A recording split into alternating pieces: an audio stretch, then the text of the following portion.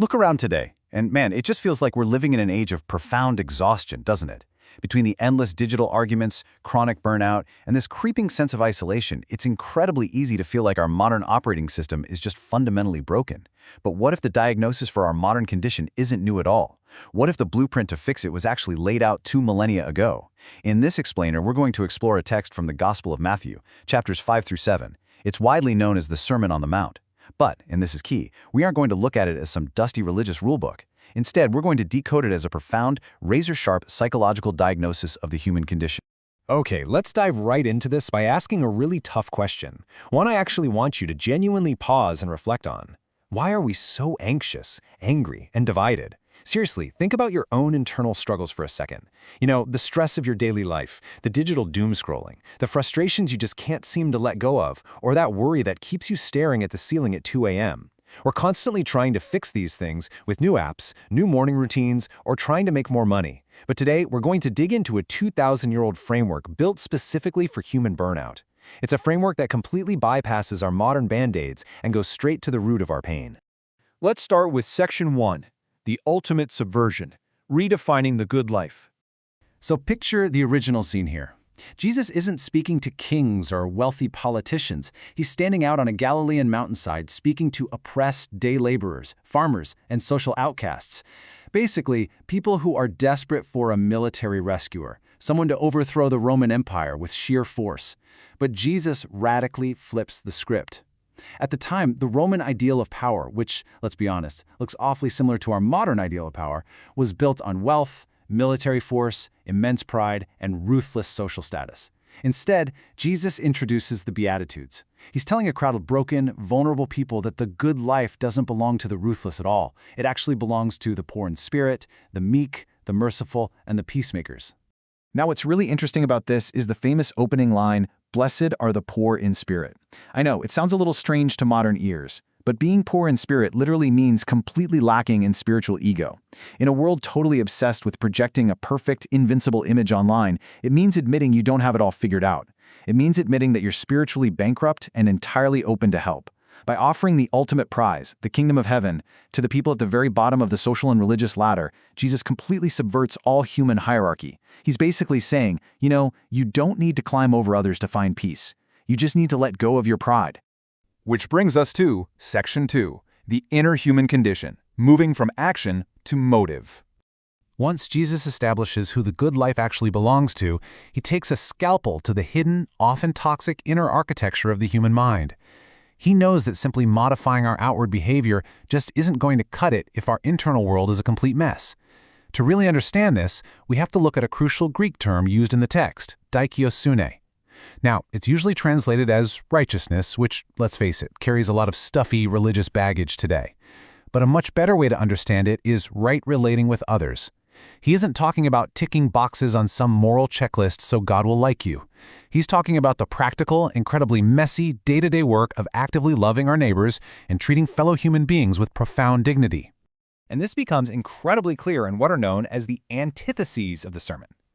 Look, it's super easy to say, hey, I'm a good person, I haven't murdered anyone, or I haven't committed adultery.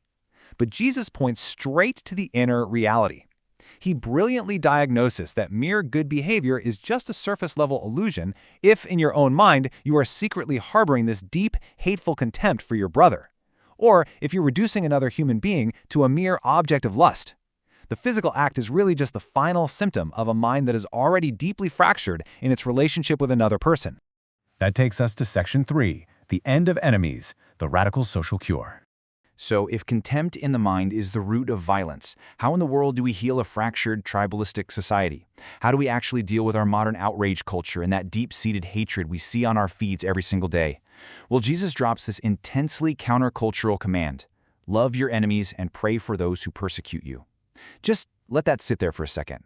Literally think of the political group or the person you despise the most right now, the ones you fundamentally believe are ruining the world.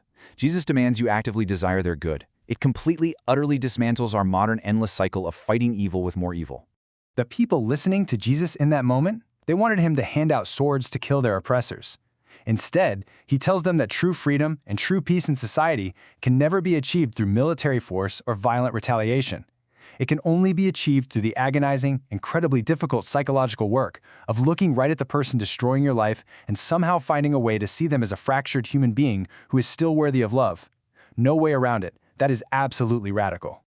Moving on to Section 4, the antidote to anxiety, escaping the panic of materialism. Now, Jesus knows we literally can't do that kind of profound relational work if we are terrified about our own survival. Look at the exact things he lists as the anxiety trap: what we're going to eat, what we'll drink, what we'll wear, and just the endless troubles of tomorrow. It's actually astonishing how perfectly this translates 2,000 years later to our modern obsessions with our diets, our personal brands, our lifestyles, and our 401ks. He notes that our biological drive to secure our basic needs, when it twists into hoarding and obsessive worry, it leaves us completely paralyzed. We end up constantly trying to control a future that is entirely out of our hands. So the crucial point is, what's the way out? Seek first His kingdom and His righteousness. Jesus tells His listeners to stop letting fear govern every single decision. When we prioritize that righteousness, which, remember, we learned earlier, means right relating with others, over hoarding material wealth, it actually cures our anxious minds. When a deeply isolated community decides to genuinely care for one another rather than fiercely compete for resources, that baseline panic of survival just begins to melt away. Next is Section 5, mirrors over magnifying glasses, the hypocrisy of judging. You know, once we try to live an ethical life, our immediate, almost addictive human tendency is to look around and fiercely criticize everyone else who's failing at it.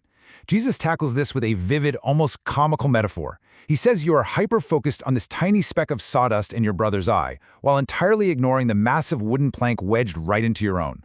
It's such a devastating critique of modern comment section outrage, isn't it? Jesus demands that before we go policing the lives, the tweets, and the morals of others, we absolutely must ruthlessly and honestly confront our own profound flaws. And finally, Section 6, rock, sand, and survival, the final foundational choice. Jesus wraps up this entire blueprint not with some gentle, feel-good blessing, but with a sweeping, cinematic climax. He presents two builders. One builds on sand. Now, this is the person who hears these brilliant psychological and ethical teachings, nods along, maybe even shares a nice quote online, but does absolutely nothing to actually change their life. The other builds on solid rock, doing the grueling daily work of actually putting them into practice. Jesus guarantees that the storm is coming. Layoffs, grief, illness, and suffering, they will hit every single human life. The question isn't how to avoid the storm, it's whether your internal architecture can survive it. I want to leave you with this single provocative thought. When the storm comes, what is your foundation built on? Are you building a life on the fragile sand of ego, endless material worry, and contempt for your enemies? Or are you doing the quiet, agonizing work of building on the solid rock of humility, mercy, and radical love? Take a moment, truly look inward, because the blueprint for a resilient human mind has been sitting here all along.